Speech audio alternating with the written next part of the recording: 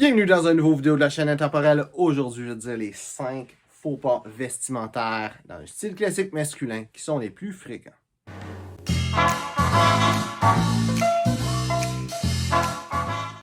Donc, premier faux pas que je vois le plus souvent de toutes, c'est quelqu'un qui met un veston, qui attache le bouton du haut, qui attache le bouton du bas. Ça, il faut pas faire ça.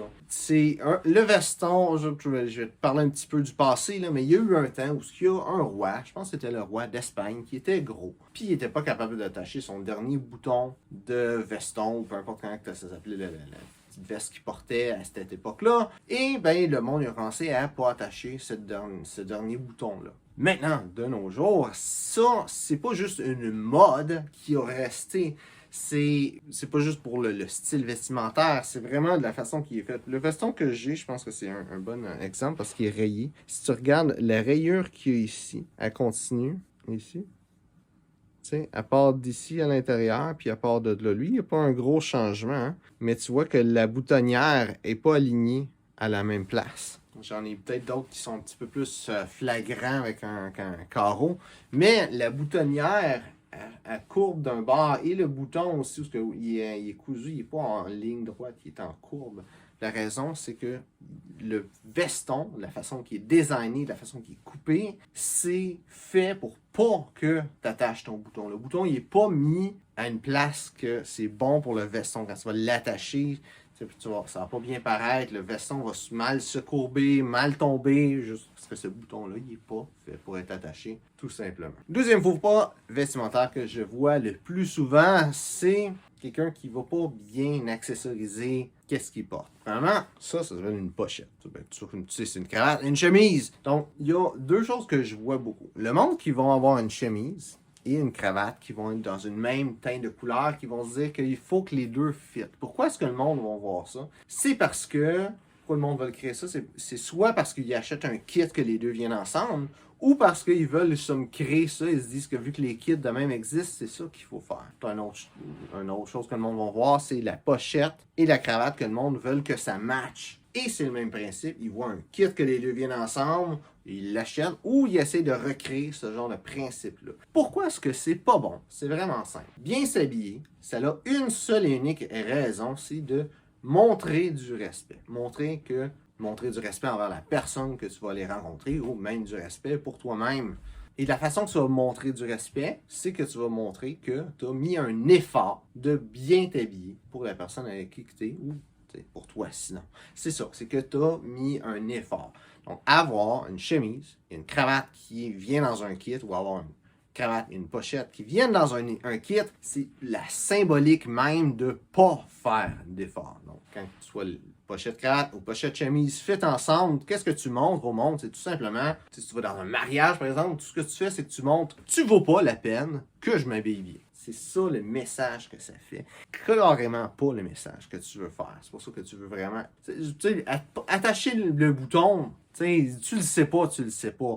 Mais le message que tu transmets, ça, c'est très important. Troisième erreur que je vois, elle aussi une erreur très grave, c'est pas prendre soin de ses souliers. Je vois du monde qui ont des souliers qui étaient très beaux à l'époque et qu'aujourd'hui, ils sont l'ombre de qui étaient simplement.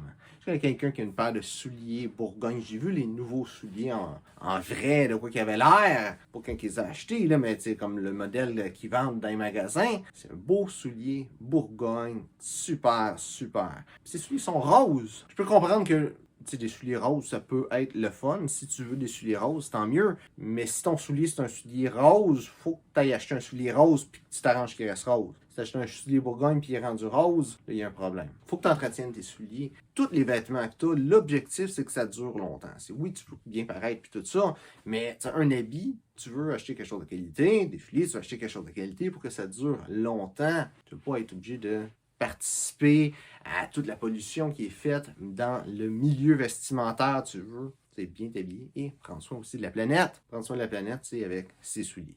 Aussi, si tu ne prends pas soin de tes souliers, ben, statistiquement, tu montres que, encore une fois, tu fais pas d'effort. Sauf que là, c'est pas l'effort envers quelqu'un d'autre. Là, c'est l'effort envers toi-même. C'est que tu te fous de qu'est-ce que tu as de l'air.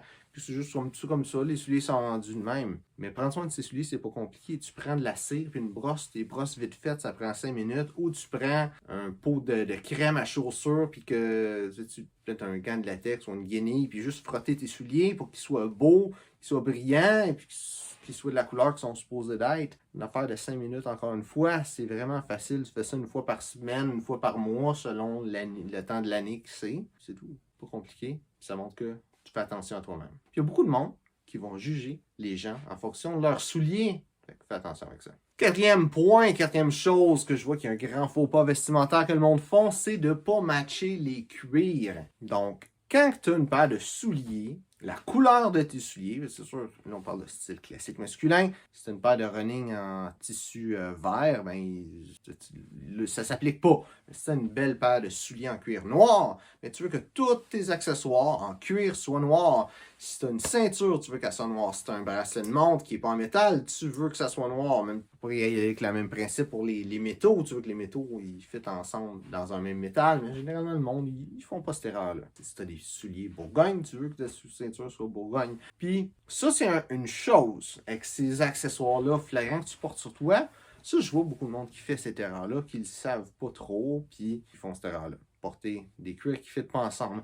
Mais moi, j'irais un peu plus loin en me disant, si tu as d'autres accessoires qui vont avec, que tu amènes avec toi, de t'assurer qu'ils fitent avec. Si tu as une paire de souliers noirs, puis tu as une valise en cuir, surtout que ta valise en cuir soit noire. C'est sûr que tu n'auras peut-être pas la chance, et c'est pas si grave que ça comme erreur stylistique, mais si tu as l'opportunité d'avoir une valise noire puis une valise brune, qui va être relativement dans la couleur de tes souliers, ça va juste être une petite coche au-dessus. Ça va être déjà une grosse coche au-dessus de la plupart des gens. Et cinquième chose, qui est celle que je vois le moins souvent, mais je la vois quand même assez souvent, c'est du monde qui ne savent pas comment attacher une cravate. Puis là-dessus, je vais aller avec sur prendre soin de ces choses puis bien s'habiller en général, mais je vais aller spécialement avec une cravate. Une cravate, ça coûte cher. Tu peux en avoir des pas chers.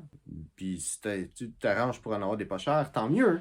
Mais tu as des cravates qui, tu sais, en moyenne, ça va être 50 à 100 $. Dans les cravates comme normales, si on veut. Puis le monde n'en prenne pas soin. Si tu prends une cravate et tu laisses le nœud attaché, il y a beaucoup de monde qui font ça, ben le nœud, vraiment, s'il devient pas beau, ben, tu ne seras pas vraiment capable de l'arranger tant que ça. Fait que le nœud va être de moins en moins beau avec le temps. Mais aussi la cravate, la pression que ça fait avec le nœud. C'est pas bon la cravate. Si ça te tente, t'essaieras ça, je te le suggère pas, mais je vais juste te donner l'idée. Si tu vas dans un magasin de vêtements et tu vois une cravate sur un mannequin, si tu défais la cravate du mannequin, tu vas voir que la cravate va pas être belle et droite comme quand tu la prends et tu l'accroches sur ton petit support à cravate. Tu vas voir qu'elle est toute dégueulasse, toute pliée, puis même si tu frottes dessus, même si tu la laisses pendant un temps, elle va rester toute dégueulasse puis toute pliée parce que le nœud de cravate, ça endommage une cravate. Simplement. Donc, c'est important de défaire sa cravate quand on ne la porte pas. Et sur le même fait, quand tu défais ta cravate, c'est pas, tu prends la cravate, tu tires, tu es comme de même, puis là, tu tires, tu défais le nœud. Ça, c'est une très mauvaise façon de défaire une cravate. Quand tu défais une cravate, c'est simple, c'est que tu fais l'inverse de ce que tu as fait pour la détacher, tout simplement. Comme ça, ta cravate va rester belle, elle va durer longtemps. Tu sais, des cravates, c'est cher, puis tu veux comme maximiser ton investissement. Au final, je donnais une dernière chose que je trouve qui est un petit peu déplorable, qui n'est pas nécessairement un faux pas vestimentaire, quoique je considère que c'en est un grand. C'est que le monde, ils ne mettent plus la peine de bien s'habiller. Ça, je trouve ça dommage. Et je considère que c'est un faux pas vestimentaire parce que c'est juste bien s'habiller. Puis bien s'habiller, ça ne veut pas dire porter un complet comme ce que je suis en train de faire là, mais tu sais, juste, élever ça d'une coche. C'est rendu que le monde, il se promène en pyjama pour aller faire leur épicerie. Là, je veux dire, chez toi, je peux comprendre quand tu dors, mais même recevoir du monde en pyjama, tu fais pas ça. Fais pas ça. Habille-toi bien. Montre que tu te respectes toi-même et que tu respectes les autres avec ton habit. Tout simplement. Donc, j'espère que tu as aimé la vidéo. C'est le cas. Like et partage. Si tu as des questions sur le style classique masculin, mets ça dans les commentaires, ça me fait un plaisir d'y répondre. Donc, merci de regarder la vidéo et on se voit une prochaine fois.